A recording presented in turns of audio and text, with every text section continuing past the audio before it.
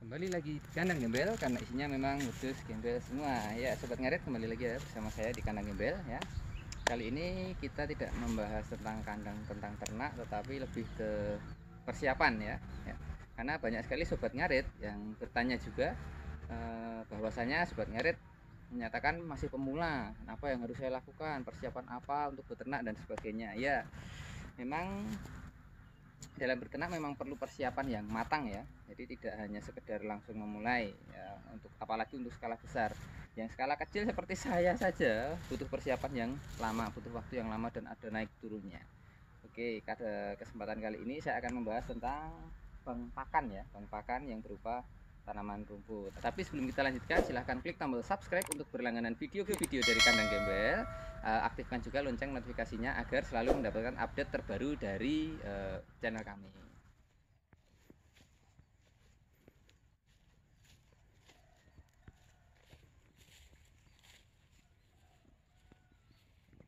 Bagi peternak pemula memang sangat penting untuk memperhatikan persiapan yang perlu sebelum mulai beternak ya.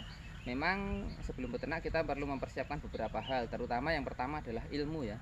Ilmu kita harus belajar. Jadi belajar tentang dunia peternakan, tentang pakan, tentang perawatan dan sebagainya ya. Tidak harus belajar sekolah dan sebagainya, tetapi bisa juga lewat media sosial, bisa lewat YouTube ya, bisa lewat platform-platform tertentu yang pastinya memudahkan kita, karena sekarang banyak sekali bertebaran ilmu tentang peternakan di platform seperti Facebook, YouTube, WhatsApp dan sebagainya. Tetapi perlu hati-hati karena banyak juga yang dari sekian banyak aplikasi mungkin juga ada beberapa yang hanya memanfaatkan untuk kepentingan satu dan lain pihak. Jadi harus pandai-pandai menyaring ya.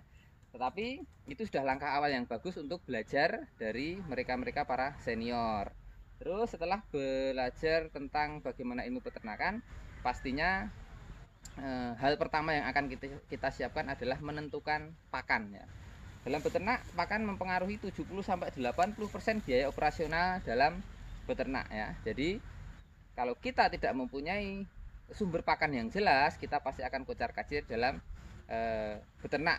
Kelanjutannya pasti akan lama-lama kolaps ya.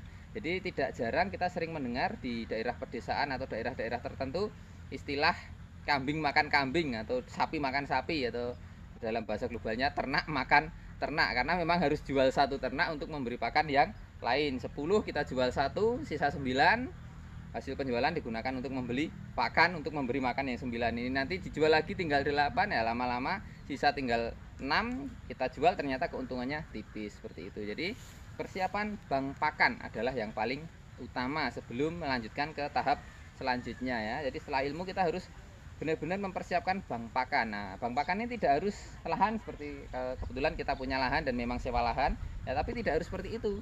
Kita bisa memanfaatkan limbah yang ada di sekitar kita. Jadi setiap daerah punya potensi masing-masing. Bisa saja yang berpotensi daerah dekat pasar memanfaatkan limbah pasar. Daerah yang fokus ke pertanian, banyak limbah pertanian, bisa memanfaatkan limbah pertanian. Tentunya pasti harus ditambah dengan beberapa tambahan pakan lain yang bernutrisi ya. Misal memang limbahnya masih kurang, bisa diakali dengan tambahan pakan lain atau bisa diolah fermentasi dan sebagainya. Tetapi yang saya akan tekankan saat ini yang akan kita bahas adalah bank pakan tentang lahan. Jadi kalau kami di kandang gembel lebih cenderung mempersiapkan lahan, kita mengolah lahan, kita tanami pakan, karena memang ini bisa kontinu ya. Walaupun lahan sewa, tetapi bisa kontinu dan akan menjadi pakan yang murah. Di sisi lain, selain menjadi sumber pakan utama, ini juga bisa menjadi sumber penghasilan ya.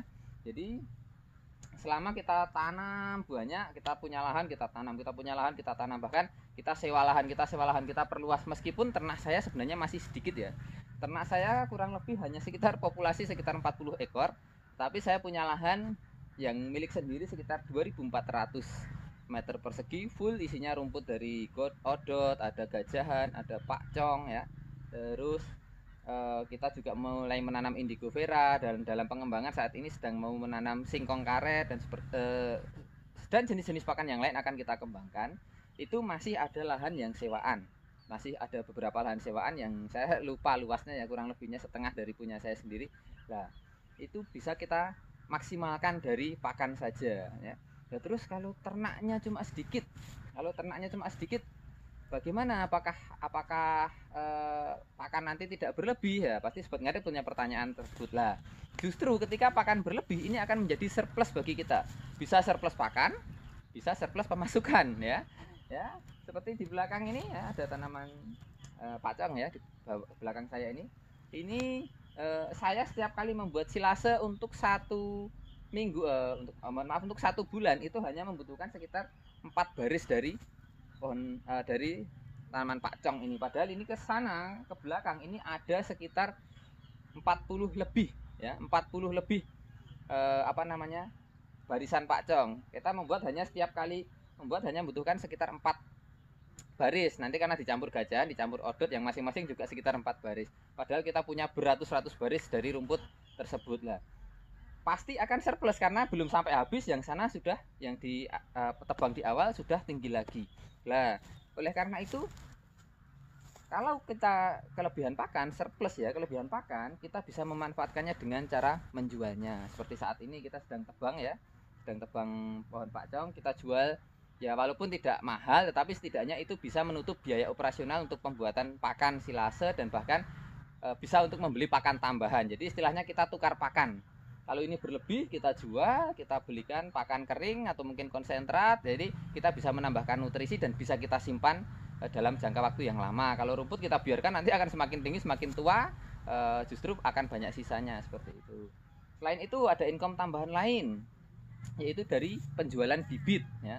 Penjualan bibit juga menjadi potensi yang bagus karena memang bibit-bibit yang tumbuhan, bibit-bibit rumput pakan HPT bernutrisi tinggi itu banyak peminatnya. Jadi walaupun cuma angkanya kecil 50 sampai 100 ribu, tapi kalau ada 2-3 hari sekali itu bisa untuk tambahan pemasukan. Jadi penanaman bank pakan berupa lahan, maksud saya bank pakan berupa lahan, kita menanam berbagai macam rumput itu juga akan menghasilkan income tambahan. Jadi peternak tidak hanya fokus ke kandang saja, tetapi juga harus mengolah lahan. Ya memang beberapa orang akan punya masalah di sini, lahan mahal, saya tidak punya lahan dan sebagainya. Lah bagi mereka yang tidak bisa ya otomatis bank pakan yang disiapkan adalah bank pakan yang lain seperti pemanfaatan limbah, fermentasi dan jenis-jenis bank pakan yang tidak membutuhkan lahan. Nah, saya hanya menyampaikan di kandang gembel kita memanfaatkan lahan, bahkan kita menyewa lahan. Jadi bagi Sobat Ngarit yang punya atau tinggal di daerah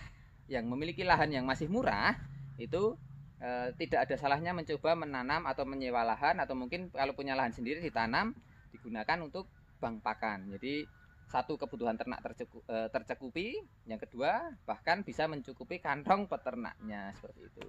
Bisa dilihat, tidak hanya kita bisa mendapatkan bank pakan, tetapi juga mendapatkan bank uang. Oke, kali ini cukup sekian dulu ya video dari kandang gembel, karena kita tidak mau menyampaikan banyak hal, kita hanya menyampaikan sedikit tentang bank pakan dari lahan. Jadi video kali ini cukup sampai di sini.